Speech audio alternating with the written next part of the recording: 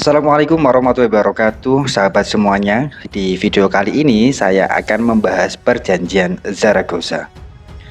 Sahabat semuanya, perjanjian Zaragoza merupakan kelanjutan dari perjanjian Tordesillas yang telah ditekan oleh Portugis dan Spanyol pada tahun 1494.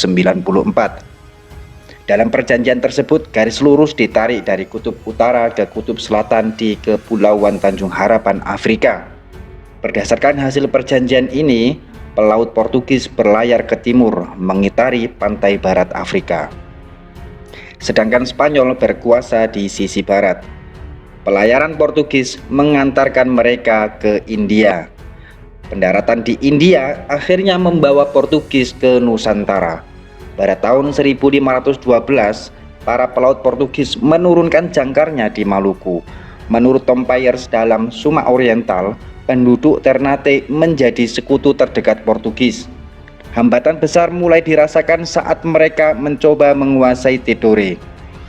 Tidore yang telah lama berselisih dengan Ternate tidak menyambut baik kedatangan bangsa Portugis. Portugis pun menggempur Tidore. Ini memaksa Tidore untuk meminta bantuan. Pada tahun 1521, pelaut Spanyol tiba di Tidore. Dengan bekerja sama dengan penduduk Tidore, Spanyol memiliki kesempatan untuk merebut kekuasaan atas rempah-rempah dari tangan Portugis.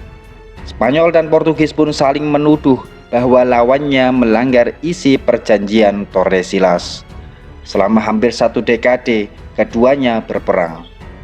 Kemudian pada 22 April 1529 di Zaragoza, Spanyol, ditandatangani perjanjian Zaragoza yang berisi pernyataan damai Spanyol dan Portugis. Perjanjian ini sekaligus menyelesaikan sengketa Kepulauan Maluku di antara kedua bangsa ini.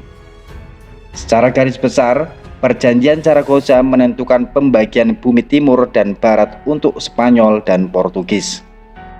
Tujuannya adalah untuk menetapkan garis batas paling ujung dari wilayah Spanyol dan wilayah Portugis di benua Asia. Pembagian ini meliputi batas garis 952 mil sebelah timur Kepulauan Maluku. Akibatnya, lewat perjanjian ini Portugis berkuasa atas semua benua dan laut di barat garis tersebut, yakni dari wilayah Brasil ke timur sampai Kepulauan Maluku. Sementara itu, Spanyol memperoleh wilayah timur dari garis batas yang meliputi keseluruhan Samudra Pasifik dan pesisir barat benua Amerika. Portugis sendiri tidak mempermasalahkan Spanyol menguasai Filipina. Melansir America's Best History, berdasarkan perjanjian Zaragoza, wilayah-wilayah Maluku yang dimiliki Spanyol kemudian diserahkan kepada Portugis dengan kompensasi 350.000 dukat emas atau sekitar 100 kg emas. Perjanjian Zaragoza juga melarang Portugis memperluas benteng di Ternate. Mereka hanya bisa memperbaikinya. Dampak dari perjanjian Zaragoza ini adalah yang pertama, Spanyol harus meninggalkan Maluku dan memusatkan kegiatannya di Filipina. Yang kedua, Portugis tetap melakukan aktivitas perdagangan di Maluku.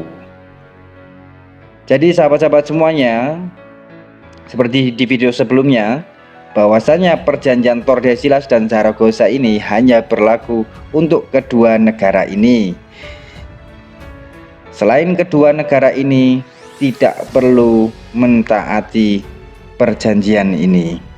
Demikian secara singkat sejarah perjanjian Zaragoza. Bila ada kesalahan, saya mohon maaf dan perlu perbaikan. Wassalamualaikum warahmatullahi wabarakatuh.